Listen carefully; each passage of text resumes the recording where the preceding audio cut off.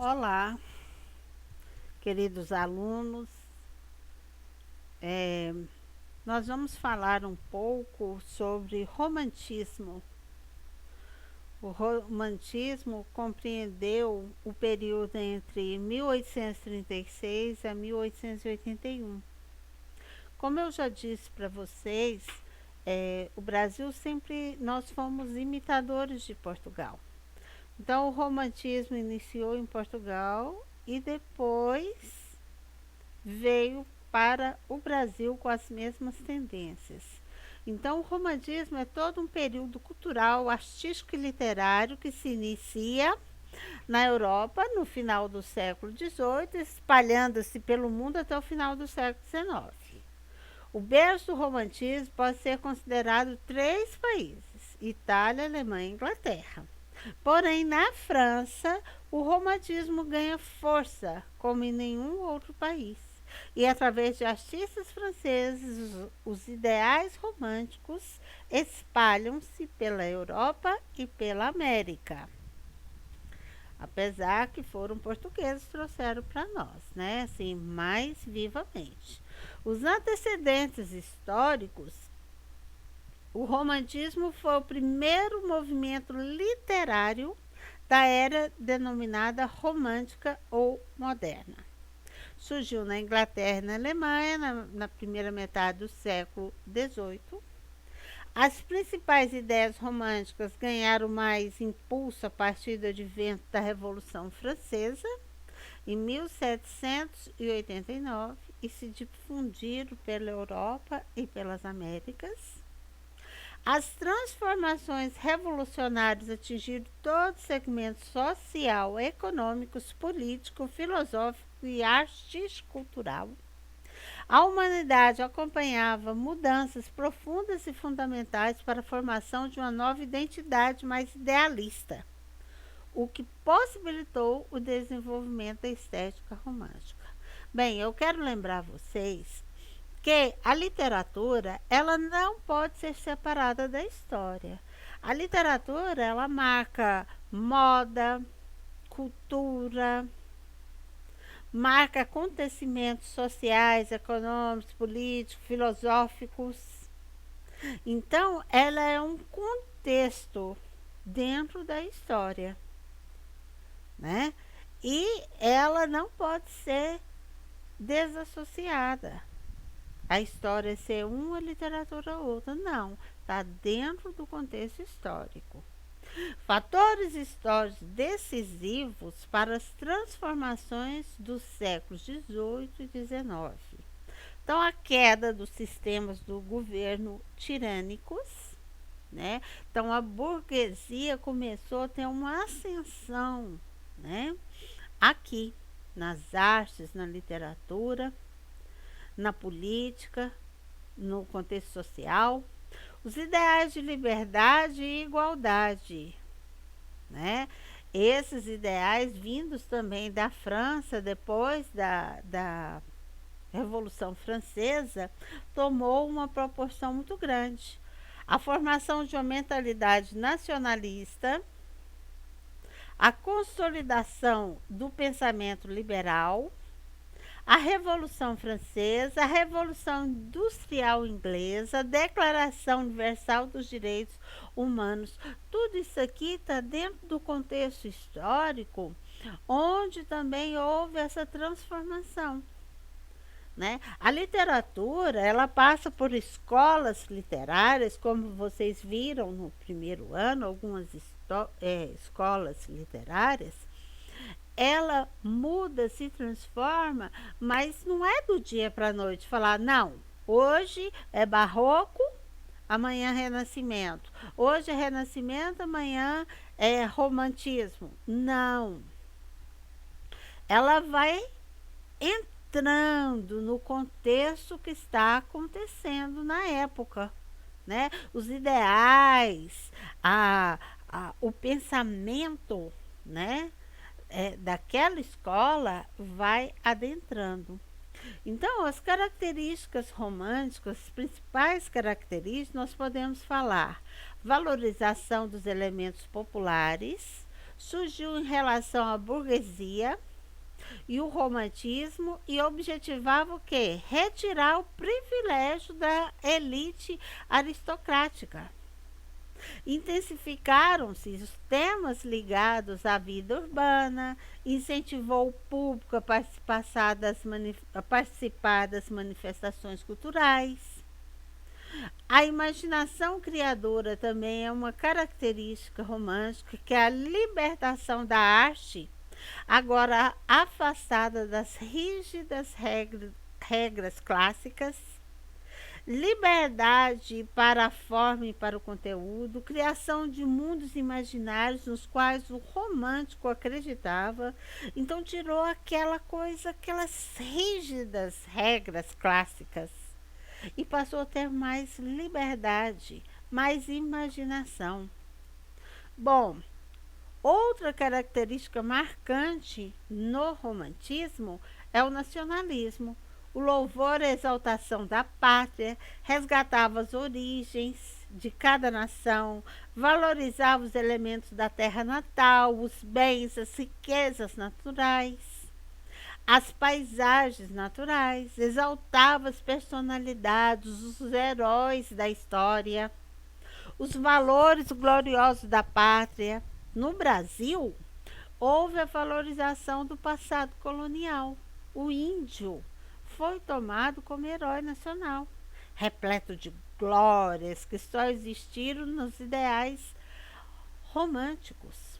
Outra forma de nacionalismo brasileiro foi conhecida na terceira fase, quando o escravo e os ideais de libertação, de liberdade, ocuparam os versos, né, condoreiros.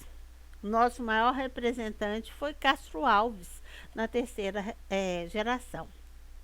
Então, como característica romântica, nós vamos encontrar o subjetivismo, o egocentrismo e o sentimentalismo. O que seria isso? O subjetivismo é a atitude individual e única. A poesia não tem mais aquelas atitudes, aqueles moldes clássicos, e sim a vontade do eu criador. O egocentrismo é o triunfo do eu, reinando na poesia. O sujeito lírico declarava seus sentimentos. O sentimentalismo analisa e expressa a realidade por meio de sentimentos. A emoção foi valorizada em detrimento ao racionalismo. A supervalorização do amor. O amor foi considerado um valor supremo na vida. A conquista amorosa era difícil, havia o mito do amor impossível, o estigma da paixão desesperada. Então era aquela virgem inalcançável, né? Aquela mulher da nobreza que não se podia ter um romance com um homem plebeu, né? Então a perda ou não realização amorosa levava o romântico ao desespero, à loucura, à morte. A idealização da mulher era convertida em anjo, em musa, em deusa, em criatura pura, poderosa, perfeita, inatingível, capaz de maravilhar a vida do homem, se lhe correspondesse. A mulher, porém, tornava-se perversa, maligna, impiedosa, quando pela recusa arruinava a vida do galante que a cortejava. Então, antes dele cortejar, ela era tudo, uma deusa, uma musa. Mas se ela recusava, ela também era perversa, era maligna, né? Assim que era descrita a mulher nos poemas, na literatura romântica. Bom, teve um lord inglês chamado George Byron, que teve um papel muito importante na segunda geração romântica. Essa geração era chamada byronismo ou mal do século. Então, esse artista do mal do século, ele se sentia insatisfeito, desajustado, decepcionado, né? Então, o que que acontece? Ele sentia que ele foi decepcionado, por exemplo, na fantasia, na utopia revolucionária, em que ele buscava a liberdade, a igualdade, a fraternidade. Então, o romântico passou a ver o homem da época como um ser fragmentado, sem individualidade, sem liberdade. Os desajustes e insatisfações conduziam ao mal do século. Então, o que, que acontece? Eles cultuavam a dor, a aflição. O herói do romântico do mal do século era desajustado, sombrio. Nessa época aqui do mal do século, eles praticavam a necromancia, né? Que é essa idolatria a cadáver, a morte, né? Então, dentro dos aspectos estilísticos, os românticos abandonaram a forma fixa, os sonetos, as odes, né? Abandonaram a rima obrigatória, valorizando o verso branco, negaram os gêneros literários, em que abandona o tradicional, né? Então, eles fizeram também no gênero dramático, eles colocaram subgênero como a tragédia, a comédia, o drama, os romances de costumes. Então, eles foram introduzindo. Quais foram as contribuições culturais do romantismo? O romantismo promoveu uma ruptura com as concepções clássicas da arte, permitiu uma revolução cultural, enriqueceu a língua portuguesa com a incorporação de neologismo, ou seja, novas palavras, a aproximação entre a língua literária e a língua oral e coloquial. O romantismo no Brasil, ele teve entre 1836 e 1881. Sua publicação inicial foi Suspiros Poéticos e Saudades de Gonçalves de Magalhães, em 1836, e o marco final foi Memórias Póstumas de Brás Cubas, de Machado de Assis, em 1881, que inaugura o realismo, outra escola literária. Bom, a independência é o principal fato político do século XIX. Então, vai determinar os rumos políticos, econômicos e sociais do Brasil até a proclamação da República em 1889. Então, merece destaque também o segundo reinado, em que o país conheceu um período de grande desenvolvimento em relação aos 3 séculos anteriores. Apesar disso tudo, o Brasil continuou um país fundamentalmente agrário. A economia se baseava no latifúndio, na monocultura e na mão de obra escrava. Então, recém-independente, o país procura afirmar sua identidade, tentando desenvolver uma cultura própria. No entanto, isso faz parte da reprodução dos modelos do romantismo europeu, que reflete o caráter contraditório do romantismo brasileiro. Então, as gerações românticas são 3. A primeira geração romântica foi o nacionalismo. O início do romantismo brasileiro caracterizou-se pela religiosidade, misticismo, antilusitanismo e nacionalismo. Então, o que que acontece? O espírito nacionalista levou o culto da natureza, elogiada profundamente dentro de um caráter ufanista, quer dizer, com elevação máxima das belezas do paraíso tropical. A natureza assim, surgiu estilizada para expressar intenções ideológicas da base nacionalista. Quer dizer, eles exaltavam profundamente as belezas, as belezas naturais do paraíso tropical que era o Brasil. O gênero lírico era amplamente cultivado ao lado da ficção do teatro, da influência inglesa e francesa. Né? Então, aqui no Brasil, destacaram Manuel de Araújo, Antônio Teixeira, Domingos Gonçalves de Magalhães.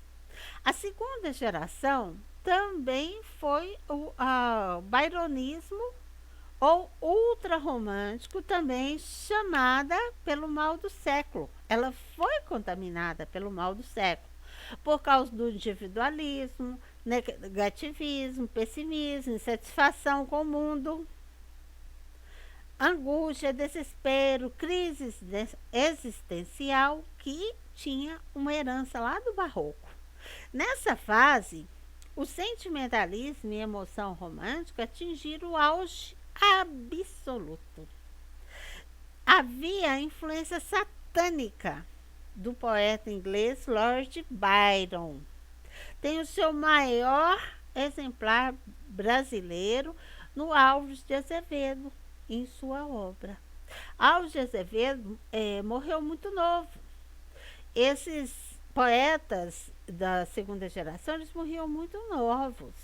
Eles tinham uma vida muito boêmia, eles viviam nos botequins, eles passavam a noite bebendo, eles deitavam na laje fria dos túmulos dos cemitérios, porque eles cultuavam a morte. A mulher bonita, né, a deusa do romântico, do ultra romântico, era a mulher gélida, fria, morta, né? Então, depois nós tivemos a terceira geração romântica, que é também chamada condoreirismo. Por quê? Ela é inspirada na ave condor. O condor, ele voa livre, em liberdade. Então eles buscavam a liberdade. Aqui no Brasil, essa época aqui era a época ainda dos escravos. Então os poetas que acreditavam na liberdade dos escravos, eles lutaram muito através dos poemas, através da prosa, para que houvesse a libertação. Então, eles praticaram, os condoreiros, um nacionalismo de ordem diversa, pois eles não exaltavam as belezas da pátria, mas eles reivindicavam a liberdade, igualdade de condições sociais, independência política, defendiam a formação de uma consciência nacional. O tom lírico não se limitava a cantar amores impossíveis ou desgraças amorosas, porque se expandiam para versejar sobre o erotismo do amor, ou se coletizava para expressar as paixões pelas causas sociopolíticas, né? Como a gente tem aí do Castro Alves, Navio Negreiro, uma belíssima obra. A terceira fase do romantismo foi uma transição para o realismo, de caráter humano realístico. A influência de Victor Hugo, as preocupações com a forma, o erotismo no lirismo amoroso, demarcaram novos caminhos para a literatura que estava por vir, que estava nascendo, que era o realismo. Os autores da terceira geração foram Joaquim de Souza Andrade, Tobias Barreto, Franklin Távora, Visconde de Taunay, Castro Alves. A prosa romântica, antes do período artístico romântico, as composições eram em prosa menos frequentes. Na prosa literária, desenvolveu-se mesmo foi no romantismo, quando surgiram os romances. A espécie preferida pelo público era o romance de temática sentimental. Cultivava-se o gosto pelos folhetins, né, que eram distribuídos, vendidos nas praças, histórias de amor editadas em jornais, com capítulos publicados em séries. E depois também surgiram os livros, né, da prosa romântica. A poesia no romantismo, a característica principal é a expressão plena dos sentimentos pessoais, com os autores voltados para o mundo interior e fazendo da literatura um meio de desabafo e confissão. A vida passa a ser encarada de um ângulo pessoal, em que sobressai um intenso desejo de liberdade. O estilo romântico revela-se inicialmente idealista e sonhar depois de crítico e retórico, mas sempre sentimental e nacionalista. Então nós vamos ver na poesia de Gonçalves Dias, né? Canção do Exílio. Quando ele fala que ele estava exilado do Brasil, a saudade que ele tinha da terra.